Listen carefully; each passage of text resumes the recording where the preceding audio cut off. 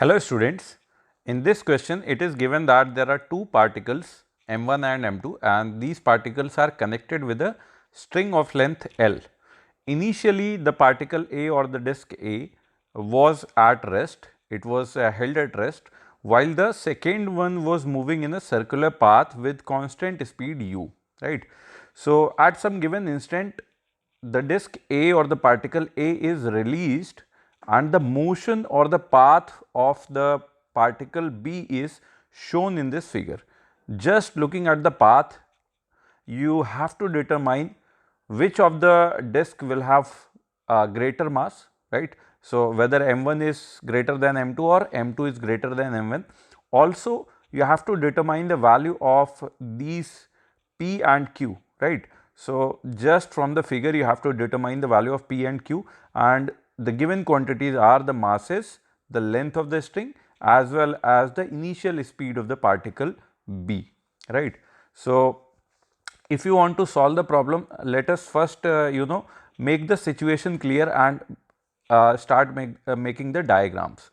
So, let us say at the instant when it was actually the particle A was released, just before the particle was released or just after the particle A was released, nothing will change in that very small interval of time. So, at that particular instant, this particle B or the particle of mass m2 was moving with velocity u, while the other particle A, that has a mass m1, was at rest, right. So, after this instant there is no external force acting on the system of the particle along the horizontal plane, right. So, there will be vertical forces, but along the horizontal direction only the tension force is there, and for this system this tension force is actually an internal force, right. So, if you want to determine the trajectory of just one particle, it will be very difficult to do, as you can see in this diagram here, that this is a very complex trajectory. To analyze this trajectory, we should move on to the center of mass frame of reference. Why? Because there is no external force on the system along the horizontal direction. So, the velocity of the center of mass will remain same, right. So, if we see here that in the ground frame, initially this is the situation for ground frame, right, and in the second situation this is the diagram I have drawn for the center of mass frame of reference. So, this is the center of mass frame of reference. Let us say the velocity of center of mass is VCM, and if we are observing all of this motion with an observer that is moving with velocity VCM. So, naturally this point here, the center of mass point here will come to rest. So, center of mass is not moving in this second diagram. So, what will happen, that these two particles will be rotating in a circular path or in two different circular paths around the center of mass, right. So, here the center of mass is fixed and this m1 is rotating in this circular path and m2 is rotating in this circular path, right. So, of course, since the center of mass has to remain at the same position, they must be moving with the same angular velocity, right. So, in the time m1 has come from here to here, let us say m1 has come from this position to this position, traveling some angular displacement, let us say theta, this is angle theta. In the same time, the particle m2 has travelled from this position to this position, such that the center of mass is actually at the same position. So, angular displacement is same in the given time, that means angular velocity is same.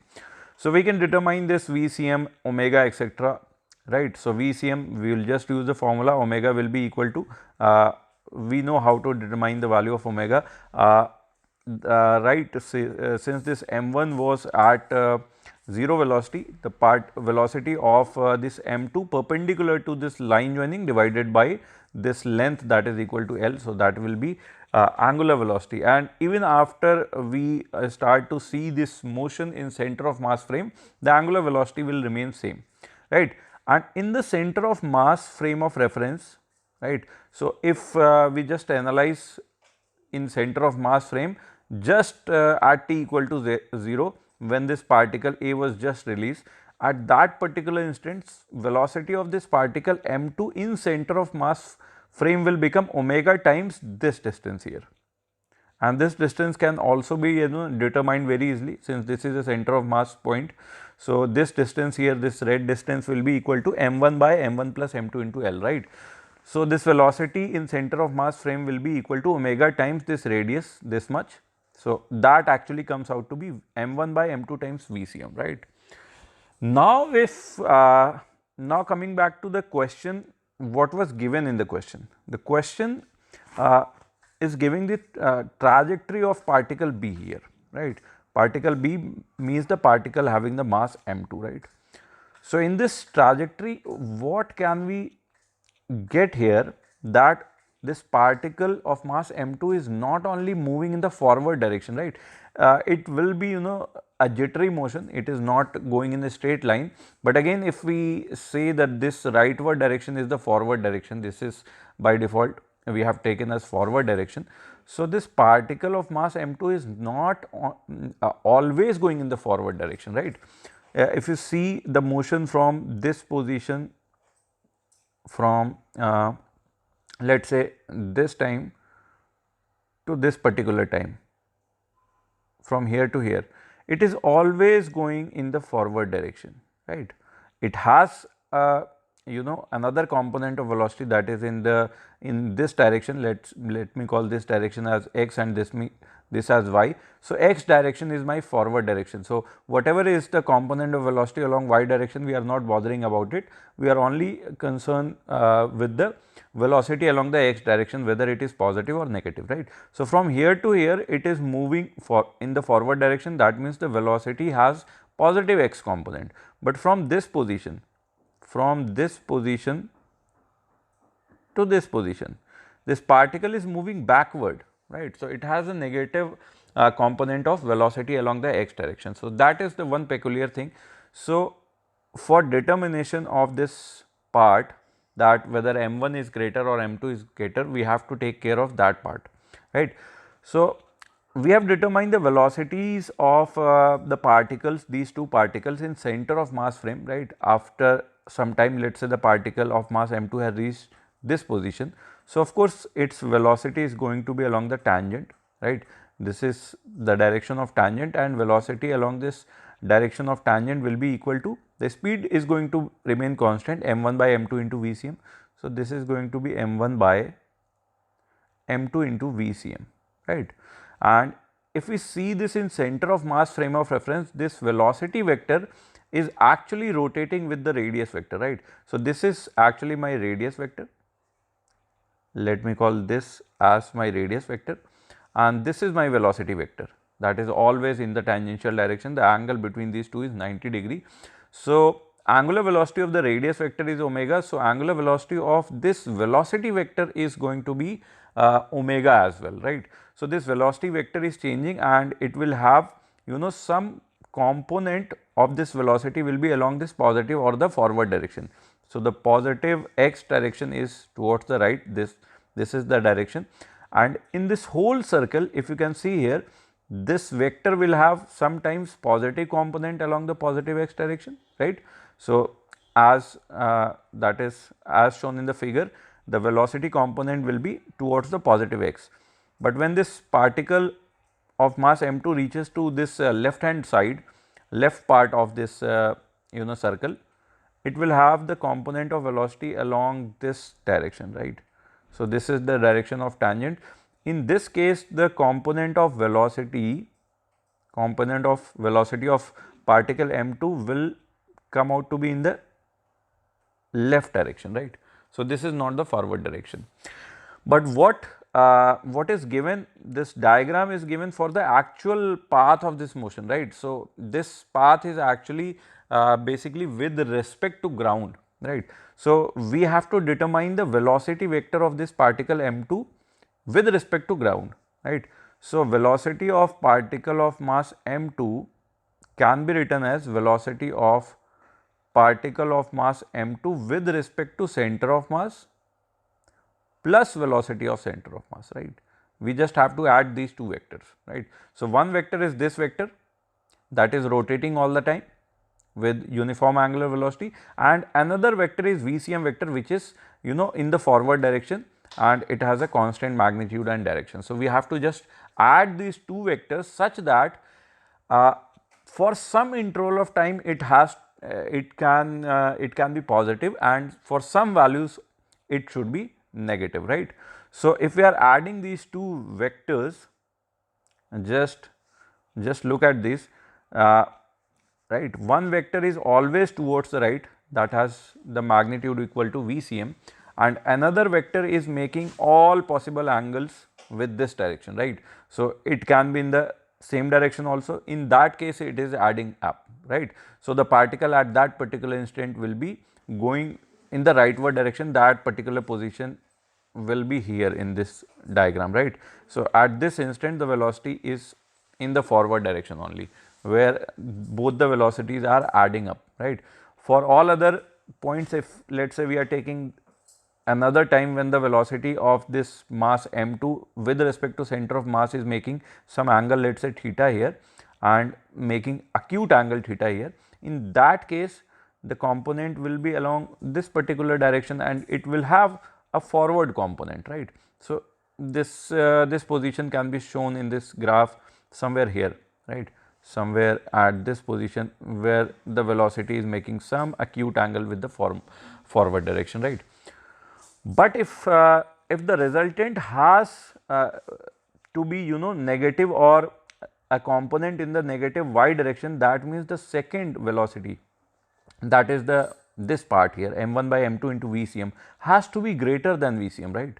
Otherwise, if it was lesser than, if this quantity was less than VCM, even in the worst case scenario, that means when the other vector VCM vector is always in the forward direction, when the other vector is just left in the left direction, if this second vector or the yellow vector or the relative velocity vector was less than VCM, in that case the resultant will come out to be in the forward direction, and in this particular case the particle will only go in the forward direction and it will not have the path as shown in the figure. That means this yellow vector has to be greater than this VCM vector. That means this m1 by m2 has to be greater than 1, that means m1 should be greater than m2, right. And in this diagram I have made a diagram of actually velocity vectors. So, this is not about the path of the particle or anything else, this is about adding these two velocity vectors. So, one velocity vector here is the VCM vector, that is always constant and towards the rightward direction.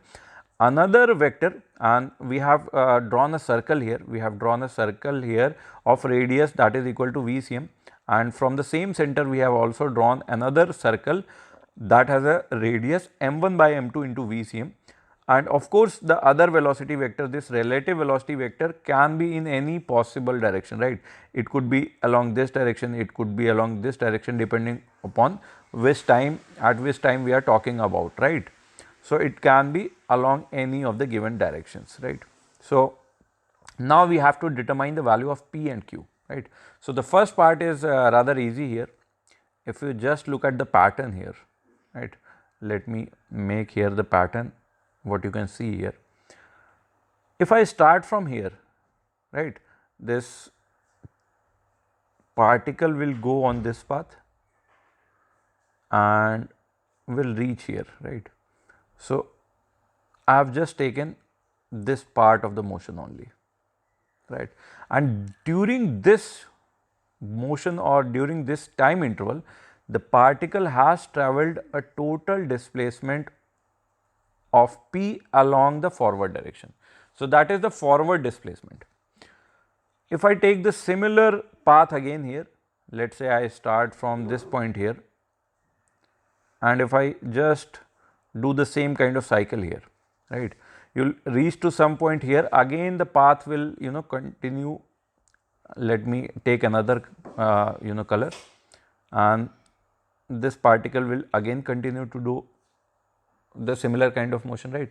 If you see here, the different colors of the motions must be representing one cycle, right, And if you see here, the relationship is, adding up the circular motion with the linear motion. We are adding basically velocity vectors. One is the circular, one velocity vector is along the circular, it will have a component of a tangent, right, and another is uniform, right. So we are getting some periodic functions here, right. So of course, if we are taking the motion from this point to this point, and along that time, this time must be equal to one time period of this circular motion, right. So this is quite evident from here that in one time period, the rightward or the forward direction displacement is equal to p, and that is what we have to determine, right. So we are actually adding, if we are seeing the velocity vector of mass m2, it is derived using adding up these two vectors, one vector that is VCM vector and another vector that is always changing the direction, right. So if I just determine the forward displacement using these two velocities separately, so this VCM multiplied by one time period will be the displacement in the forward direction because of this VCM vector, and the displacement in the forward direction due to this velocity vector that is always changing on the circle will be equal to 0, and that you can prove using maths and also using this symmetry argument here, that for the similar time, for the same time intervals, let us say we have taken this point here, and at this point the velocity is along this direction, it will have some component along the forward direction, and let us take a diametrically opposite point here. The velocity vector will make the same angle with the backward direction, and at the same time, the positive displacement done here will be nullified by the negative displacement done here, right. So because of this second velocity vector, the total forward displacement will be 0 in one time period, right. So it will be 0 in one time period. So of course the value of p will be time into only this part VCM, right. We just have to substitute the values of this t, that is 2 pi by omega, omega is v by u by L, and VCM is this much, right. So we get the value of this p, right. Here what is this angle alpha here? So q part, if you just look at the diagram here, what is this distance q here?